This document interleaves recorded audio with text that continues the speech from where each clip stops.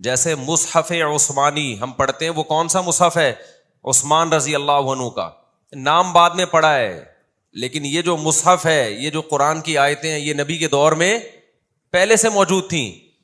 اسی طرح فقہ حنفی، شافعی، مالکی، حنبلی، یہ سارے نبی کے دور میں موجود تھے، نام کیا ہوئے ہیں؟ بعد میں پڑھے ہیں۔ اب لوگ منجن بیچتے ہیں، کہتے ہیں اللہ نے تو ہمارا نام مسلم رکھا ہے، اللہ نے ہمارا نام غیر مسلم کے مقابلے میں مسلم رکھا ہے۔ سمجھتا ہے کہ نہیں سمجھتا ہے؟ کس کے مقابلے میں مسلم رکھا ہے؟ حنفی اور شافعی کے مقابلے میں مسلم نہیں رکھا۔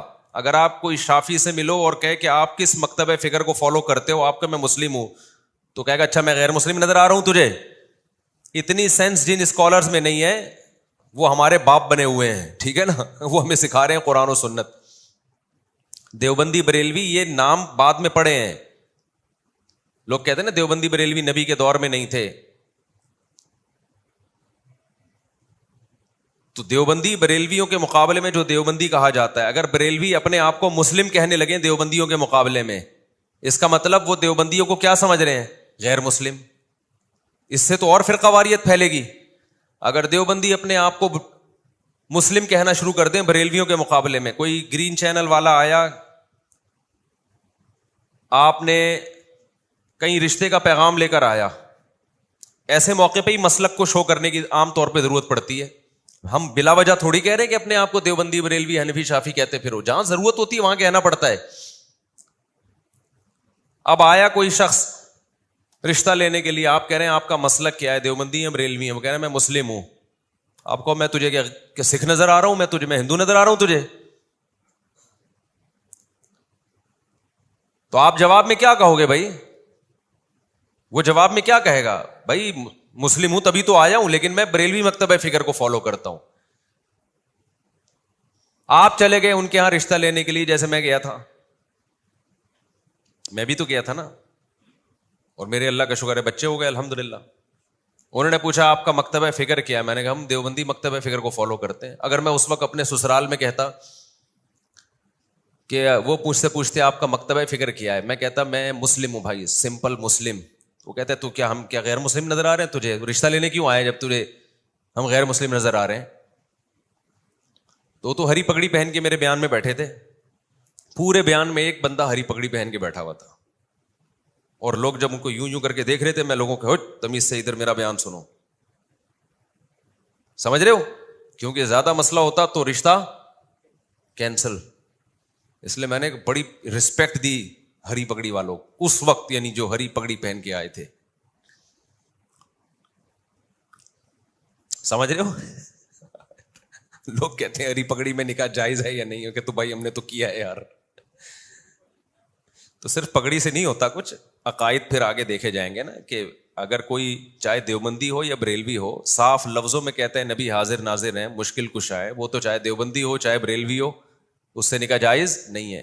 اور یہ شرک صرف اس طرح کا شرک بریلویوں میں بھی ہے، دیوبندیوں میں بھی ہے۔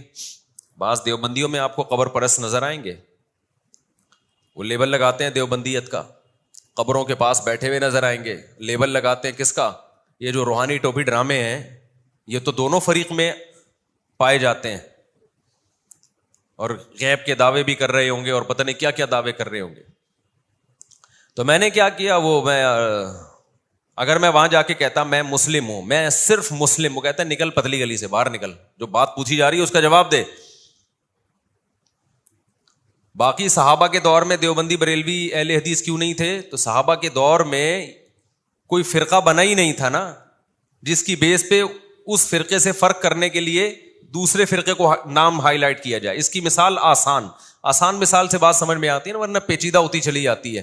آج کل کے جو اسکالرز ہیں نا یوٹیوب پہ، ان کے پاس اتنا دماغ نہیں ہے کہ ہماری پیچیدہ باتوں کو سمجھیں، ان کے پاس اتنی کھوپڑی نہیں ہے، وہ کھوپڑی لیس ہو کے بیٹھتے ہیں۔ تو ظلوا واضلوا، حدیث میں آتا ہے جب علماء اٹھ جائیں گے نا، ختم ہونے شروع ہوں گے، تو آہستہ آہستہ اسی طرح ہی ہوگا کہ وہ لوگ جو عالم نہیں ہیں، اور کمال یہ کہ نہ صرف عالم نہیں ہے بلکہ خود کو عالم نہ کہنے میں فخر بھی محسوس کرتے ہیں۔ یعنی ایک آدمی علاج کر رہا ہے ڈاکٹر بن کے، لوگ اس سے پوچھتے ہیں کیوں تو کیا ڈاکٹر ہے جو علاج کر رہا ہے؟ تو وہ کہتے ہیں نہیں میں ڈاکٹر نہیں، اس پہ مجھے فخر ہے۔ کمال ہو گیا یار، آپ ایک علاج بھی کر رہے ہو جھوٹا ہی دعویٰ کر لو کہ میں ڈاکٹر ہوں. جھوٹا دعویٰ کیوں نہیں کرتا کہ لوگ پوچھیں گے کہاں سے پڑھا, کن کن ٹیچروں سے علم حاصل کیا, تو اس لیے وہ ڈاکٹر کہہ دیتا ہے کہ میں کیا ہوں, ڈاکٹر نہیں. تو آج کے بہت سارے اسکالرز ہیں, سارا دن علماء کو برا بھلا کہتے رہیں گے, اور ان سے پوچھا جائے گا آپ کے پاس علم کہاں سے آیا, میں نے پڑھا ہے. آپ عالم نہیں ہے پراپر, نہیں میں عالم نہیں ہوں, اور فخر ہے اس پہ. تو کیا بات چل رہی تھی, یہ جو ابھی بات سمیٹ رہا تھا ابے یار تم لوگ بھی, میں یہ کہہ رہا تھا کہ آسان مثال سمجھانے سے بات سمجھ میں آتی ہے, پیچیدہ مثالوں سے بات سمجھ میں نہیں آتی. آسان مثال یہ ہے کہ جب ہم یہ کہتے ہیں نا, میرا ایک بیان ابھی آیا ہے 73 فرقوں والا, وہ کر کے بس میں شیطان پہ پھر سیدھا شیطان کی طرف آتا ہوں. میرا بیان ابھی ایک آیا ہے, ایک پوڈ کاسٹ میں نے انٹرویو دیا ہے کہ اس امت میں 73 فرقے ہوں گے. تو جو لوگ کہتے ہیں فرقہ سارے فرقے غلط ہیں, تو حدیث میں آتا ہے کہ 72 فرقے جہنم میں اور ایک جنت میں. تو میں نے یہ کہا کہ وہ ایک بھی تو فرقہ ہی ہوگا نا. کیا خیال ہے بھائی, اگر سارے فرقے غلط ہیں تو وہ ایک بھی کیا ہوگا, وہ بھی تو فرقہ ہی ہوگا. تو میرا یہ بیان چلا, اس پہ لوگوں کا ری ایکشن آنا شروع ہوا کہ نہیں وہ فرقہ نہیں ہوگا, وہ تو جماعت ہوگی, الجماع.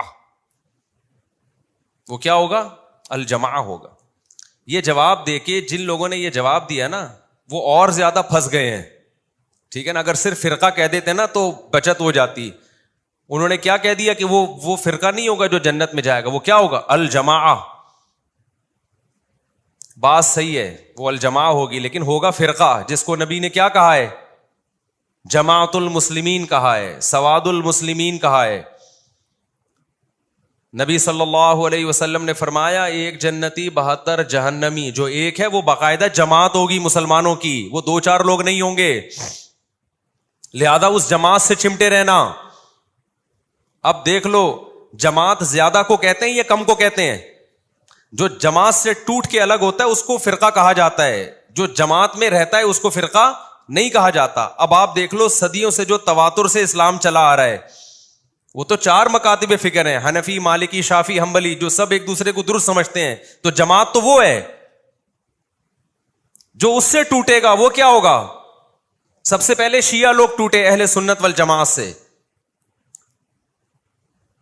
وہ ٹوٹے, وہ صحابہ کے راستے سے ٹریک سے الگ ہوئے.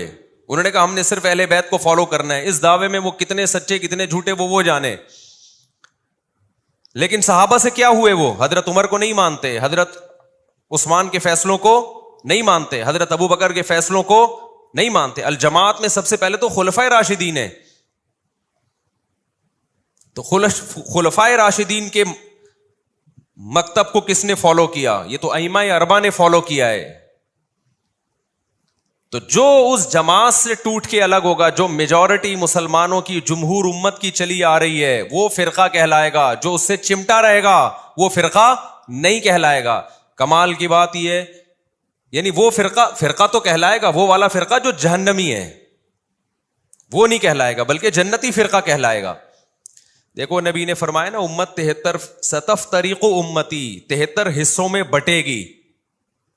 تو بٹے گی تو 72 حصے اور ایک جو ہے وہ بھی تو حصہ ہی ہوگا نا, اس کو حصہ کہیں فرقہ کہیں, لیکن اس کے جنتی ہونے کی ایک علامت ہی ہوگی, وہ جماعت ہوگا. وہ کیا ہوگا, وہ بہت بڑی تعداد میں لوگ ہوں گے, اور یہ سارے دائیں بائیں نکلنے والے یہ ٹوٹے ہوئے لوگ ہوں گے.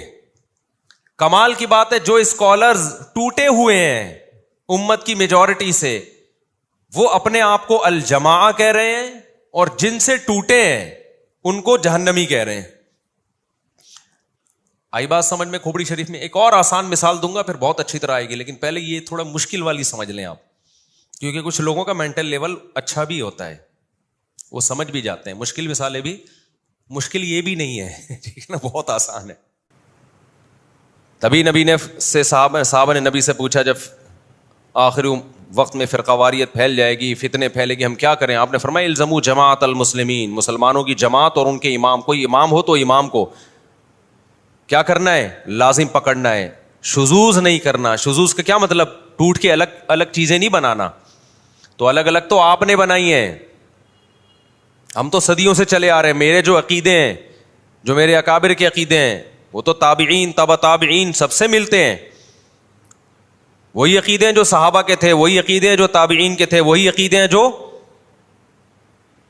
ائمہ مجتہدین کے. کوئی ایک عقیدہ ہمارا دکھا دو علماء دیوبند کا جو صحابہ تابعین کے خلاف ہو, کوئی ایک بھی آپ نہیں دکھا سکتے. کوئی ایک عمل ہمارا ایسا دکھا دو جو صحابہ کے خلاف ہو. ہماری نماز دکھا دو صحابہ کے خلاف, ہماری زکوٰۃ دکھا دو صحابہ کے خلاف, ہمارا روزہ دکھا دو صحابہ کے خلاف. کوئی بھی چیز نہیں دکھا سکتے آپ. ہاں کچھ عقیدے ایسے ہیں جن کے بارے میں صحابہ خاموش ہیں, نہ ان سے انکار ثابت ہے نہ ان سے اقرار ثابت ہے. تو ان عقیدوں میں ہم کہتے ہیں آپ بھی آزاد ہیں, کوئی بھی عقیدہ رکھ لو, کیونکہ اس کے بارے میں صحابہ سے ہمیں کچھ ملتا نہیں ہے. اتنی کلیئرٹی ہے یار ہمارے مسلک میں اور جس مکتبہ فکر کو ہم فالو کرتے ہیں. ہاں نام دیوبندی بعد میں پڑا ہے, وجہ اس کی یہ تھی کہ بریلوی بعد میں آئے تھے تو ان سے فرق کرنے کے لیے دیوبندی کیا پڑا, بعد میں نام پڑا. سمجھتے ہو کہ نہیں سمجھتے ہو؟ تو اسی طرح تصوف, فقہ کی اصطلاح ایک, نبی صلی اللہ علیہ وسلم کے دور میں فقہ کا لفظ کسی اور معنی میں استعمال ہوتا تھا. دین کی سمجھ بوجھ کو کیا کہا جاتا تھا؟ فقہ, جو آج کل کے اسکالرز میں نہیں ہے, میجورٹی میں, بہت سو میں ہے بھی, اس کو فقہ کہا جاتا تھا. لیکن بعد میں جو اسلامی قانون ہے, ظاہری اعمال, یہ جائز ہے, یہ ناجائز ہے, نماز میں یہ کرنے سے سجدہ سہو, یہ کرنے سے نماز ہی باطل, ان مسائل کو کیا کہا جانے لگا؟ فقہی مسائل, فقہ اس کو کہا جانے لگا. تو یہ ٹرم ہے. اب کوئی کہ فقہ کا مطلب نبی کے دور میں اسلامی قانون پر اس کا اطلاق نہیں ہوتا تھا, لہذا میں فقہ کوئی نہیں مانتا, تو یہ جہالت ہوگی کہ نہیں ہوگی؟ ہم کہیں گے اسلامی قوانین تو نبی کے دور میں بھی تھے, وضو کے مسائل بھی تھے, طہارت کے مسائل بھی, غسل کے مسائل بھی, زکوٰۃ کے مسائل بھی تھے, اس کو الگ سے نام نہیں دیا گیا تھا فقہ کا. تو نام بعد میں ایجاد ہوئے, تو ناموں سے کیا ہوتا ہے بھائی؟ سمجھتا ہے کہ نہیں سمجھتا ہے, ناموں میں کیا رکھا ہے؟ آپ نے کمپنیوں کا اشتہار دیکھو نا, ملتے جلتے ناموں سے دھوکہ نہ کھائیں. وجہ اس کی ہے کہ نام تو کوئی بھی کسی کا رکھ سکتا ہے. تو اسی طرح یاد رکھو تصوف کا حاصل کیا ہے کہ باطن کی اصلاح کرنا. تو یہ کام نبی کے دور میں تھا, اس کو الگ سے نام نہیں دیا گیا, نام بعد میں رکھا گیا ہے. دیکھو نبی کے دور میں سنت مؤکدہ تھی کہ نہیں تھی؟ صحابہ کچھ سنتوں کو بڑے اہتمام سے پڑھتے تھے اور کچھ سنتوں کو زیادہ اہتمام نہیں کیا کرتے تھے. بعض لوگوں نے سنت مؤکدہ ہی کا انکار کر دیا, یہ بھی جہالت ہے کہ بس 5 نمازیں فرض ہیں, سنت مؤکدہ کی کوئی حیثیت نہیں ہے. ایسے لوگوں سے الزامی دلیل سے بات کیا کریں. کوئی یہ کہتا ہے نا کہ سنت مؤکدہ سرے سے ہے نہیں, اور وہ حدیث پیش کرتے ہیں کہ نبی صلی اللہ علیہ وسلم کے دور میں ایک صحابی نے کہا میں صرف 5 نمازیں پڑھوں گا, اور چند باتیں کی, آپ نے فرمایا جس نے جنتی کو دیکھنا ہو تو اس کو دیکھ لے. تو اس نے کہا کہ بھائی ان لوگوں نے, وہ اسکالرس کہتے ہیں کہ اس میں سنت مؤکدہ تو کہیں ہے ہی نہیں, صرف 5 نمازیں ہیں. تو ان لوگوں سے ہمارا سوال یہ ہے کہ اگر کوئی فجر کی بھی 2 سنتیں چھوڑ دے ساری زندگی تو کیا کوئی حرج ہے؟ ان صحابی نے تو فجر کی سنتوں کا بھی ذکر نہیں کیا. اگر کوئی ساری زندگی وطر نہ پڑھے تو بھی کوئی حرج نہیں ہے, جبکہ وطر نہ پڑھنے کو تمام محدثین فقہا وطر چھوڑنے والے کو کچھ تو حرام ناجائز کہتے ہیں, کچھ کہتے ہیں شدید ملامت کا مستحق ہے. امام احمد ابن حنبل جو امام بخاری کے استاذ ہیں, انہوں نے تو یہاں تک کہہ دیا جو وطر کی نماز نہیں پڑھتا اس کی گواہی مقبول نہیں ہے, وہ گواہی دینے کا حل نہیں ہے. کیوں؟ انہوں نے دیکھا حدیثیں ہیں من لم یوتر لیس منا, جو وطر نہیں پڑھتا ہم میں سے نہیں ہے. ان اللہ زادکم صلاۃ الا وہی الوتر, اللہ نے ایک اور نماز کا اضافہ کر دیا ہے, وہ کیا ہے؟ وہ وطر ہے. البانی نے اس حدیث کو صحیح کہا. میں ناصر البانی کا حوالہ اس لیے پیش کر رہا ہوں کہ یہ لوگ ہمارے خلاف جب وطر کے بارے میں دلیل دیتے ہیں نا, اور یہ ہمارے خلاف جو بھی دلیل ہیں, تو البانی رحمہ اللہ کا حوالہ دیتے ہیں کہ انہوں نے حدیث کو صحیح کہا ہے غلط کہا, اس لیے میں ان کا حوالہ دے رہا ہوں. سمجھتا ہے کہ نہیں سمجھتا؟ اتنی ساری حدیثوں کو کہاں لے کے جاؤ گے؟ اور فجر کی 2 سنتوں کی کس قدر تاکید ہے.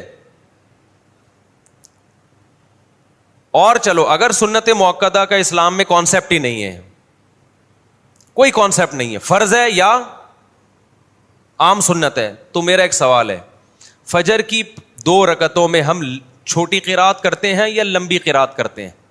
بولو نا. لمبی قرات ہے نا مغرب کی نسبت, فجر کی نماز چھوٹی ہوتی ہے یا لمبی ہوتی ہے قرات میں؟ آپ مجھے بتاؤ، آپ کا امام اگر فجر کی پہلی رکعت میں انا اعطیناک الکوثر پڑھے اور دوسری میں قل واللہ احد پڑھے اور یہی معمول بنا لے، آپ برداشت کر لو گے امام کو کہ بھائی تو مغرب ایسے پڑھا رہا ہے جیسے فجر ایسے پڑھا رہا ہے جیسے مغرب؟ آپ اسے جواب میں یہ کہہ سکتے ہو کہ یہ فرض ہے، فجر کی 2 رکعت جو پڑھی جائیں گی ان میں لمبی قرات کیا ہے؟ فرض ہے. آپ یہ کہہ سکتے ہو امام کو؟ فرض تو نہیں ہے، اگر فرض ہوتی تو پھر انا اعطینا سے نماز ہوتی نہیں. آپ جواب میں یہ کہو گے بھائی یہ سنت ہے، فجر کی 2 رکعتوں کو طول دینا کیا عمل ہے؟ سنت عمل ہے. انا اعطینا آپ مغرب میں پڑھ لیں، چلو کبھی کبھار فجر میں ہو جائے، سفر میں آپ تھے یا کہیں تھکاوٹ تھی تو ایک الگ بات ہے، نارملی فجر میں لمبی قرات کرنا سنت ہے. جواب میں وہ یہ کہے کہ سنت ہے نا، کوئی فرض واجب تو نہیں ہے. جواب میں وہ یہ کہے کہ سنت ہے نا، کوئی لازم تو نہیں ہے نا. آپ نے کہا ہاں جی ہم نے تو بعض اسکالرس کو سنا ہے کہ یا تو فرض ہوتا ہے یا سنت موقدہ تو کچھ ہوتا ہی نہیں ہے. آپ کو ہاں سنت ہے تو کیا جب ضروری نہیں ہے؟ ان صحابی نے تو کہا تھا 5 نمازیں فرض ہیں، 5 نمازیں کیا ہیں؟ فرض ہیں. تو میں یہ 5 نماز پڑھ لی نا میں نے فجر کی، ہو گئی نا، انا اعطینا سے بھی تو ہو گئی نا. آپ جواب میں کہو گے بھائی عام سنتوں کی طرح نہیں ہے فجر کی 2 رکعتوں کو طول دینا، یہ سنت مؤکدہ ہے. نبی نے ہمیشہ فجر کی 2 رکعتیں لمبی پڑھی ہیں. تو بتا دیا کہ فجر پڑھنے کا اوریجنل طریقہ یہی ہے. تو جیسے فجر کی 2 رکعتوں کو طول دینا، لمبا کھینچنا عام سنت نہیں ہے بلکہ سنت مؤکدہ. جو امام یہ کام نہیں کرے گا قابل ملامت ہوگا، اس کو امامت سے نکالا بھی جا سکتا ہے کہ یار تو روزانہ انا اعطینا سے فجر پڑھا رہا ہے، یہ کیا کر رہا ہے بھائی؟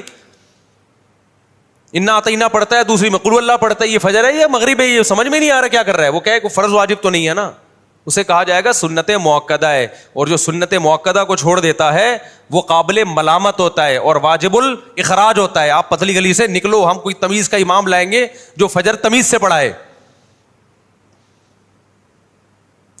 تو اسی طرح جیسے نماز کے اندر کی کچھ سنتیں عام سنتیں، کچھ سنتیں مؤکدہ ہیں، ایسے ہی نماز کے باہر کی بھی سنتوں میں کچھ عام ہوتی ہیں، کچھ سنتیں مؤکدہ ہوتی ہیں. تو فجر کی جو 2 فرض ہیں، اب میں ایک اور مثال آپ کو دیتا ہوں. فجر کے 2 فرض امام آ کے پڑھاتا ہے، اس سے پہلے نہ گھر میں سنتیں پڑھتا ہے نہ مسجد میں آ کے پڑھتا ہے. ڈائریکٹ گھر سے آیا مصلی پہ کھڑا ہو گیا نا. آپ نے 1 مہینہ دیکھا یار امام صاحب سنتیں نہیں پڑھتے، آپ نے کہا گھر پہ پڑھتے ہوں گے، زیادہ نیک ہیں یہ، گھر پہ پڑھ کے آتے ہوں گے. آپ نے پوچھ لیا امام صاحب ماشاءاللہ بڑی خوشی ہوئی، آپ فجر کی 2 سنتیں ہمیشہ گھر پہ پڑھتے ہیں ماشاءاللہ. وہ امام نے کہا نہیں میں گھر پہ نہیں پڑھتا، آپ کو غلط فہمی ہوئی ہے. آپ کہیں گے پھر مسجد میں تو نظر نہیں آئے. تم نے کہا میں پڑھتا ہی نہیں ہوں، کیونکہ ہم نے فلاں فلاں فلاں کا بیان سنا ہے، اس میں یہ کہ 5 نمازیں فرض ہیں، سنتیں بولو پڑھ لو، نہیں پڑھو نہیں پڑھو. پوری دنیا میں کہیں بھی چلے جاؤ نا،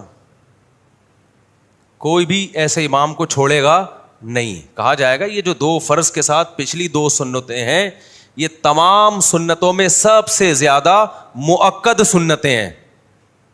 تبھی بعض ائمہ کی رائے تو یہ ہے کہ اگر جماعت کھڑی بھی ہو جائے تو آپ مسجد کے باہر 2 سنتیں پڑھ لیں، بشرطے کہ آپ کو جماعت میں شامل ہونے کا یقین ہو. بعض حضرات کی یہ بھی رائے ہے ان کی تاکید کی وجہ سے، اور بعض صحابہ سے ثابت ہے کہ چھوڑتے نہیں تھے کسی قیمت پہ. تو بس چند ایک حدیث یہاں سے ملی، ایک وہاں سے ملی، اٹھا کے پورے کلپ بنا کے لوگ کیا کر رہے ہیں؟ ڈال رہے ہیں. ضلوا واضلوا، حدیث میں جو آتا ہے نا کہ قرب قیامت میں ایسے لوگ ہوں گے جو خود بھی گمراہ ہوں گے اور دوسروں کو بھی گمراہ کریں گے. تو سنت مؤکدہ کا لفظ ہمیں قرآن و سنت میں نہیں ملے گا، یہ ایک ٹرم ہے، لیکن سنت مؤکدہ ملے گی، یہ لفظ نہیں ملے گا. صحابہ کے دور میں یہ اصطلاحات نہیں تھیں. بعد میں فقہائے کرام نے، علماء نے عوام میں آسانی پیدا کرنے کے لیے کہ ہر عبادت کو اس کا مقام دیا جائے تو اس کے لیے اصطلاحات ایجاد کی ہیں. نبی کے دور میں تو فرض بھی اس معنی میں نہیں تھا جس میں ہم فرض کہتے ہیں. سنت کو بھی فرض کہا گیا ہے اور فرض کو سنت کہا گیا ہے. نبی نے فرمایا من اعرض عن سنتی فلیس منی، جو میری سنت سے اعراض کرتا ہے وہ مجھ سے نہیں ہے. تو اس سے سنت تھوڑی مراد ہے، اس سے فرض مراد ہے. کیونکہ سنت کا لفظی ترجمہ ہے طریقہ. نبی نے فرمایا جو میرے طریقے سے ہٹے گا وہ مجھ سے نہیں ہے. تو اس میں تو فرض بھی داخل ہے, اس میں سنت مؤکدہ بھی داخل ہے, اس میں واجبات بھی داخل ہیں. لیکن بعد میں یہ جو اصطلاح ہے سنت کی, یہ فرض سے فرق کرنے کے لیے, اب ہم کہتے ہیں یہ فرض ہے یا سنت ہے, آپ کہتے ہیں بھائی سنت ہے, تو اب یہ کسی اور سینس میں استعمال ہو رہا ہے یہ لفظ. سمجھتے ہو کہ نہیں سمجھتے ہو؟ مجھے ایسے دیکھ رہے ہو آپ لوگ جیسے میں نے قرضہ لیا ہوا ہے آپ لوگوں سے, جیسے میں نے قرضہ لیا ہوا ہے. ٹھیک ہے. تو ایک خالی رفیع بھائی ہے جو بیان سن رہے ہوتے ہیں غور سے.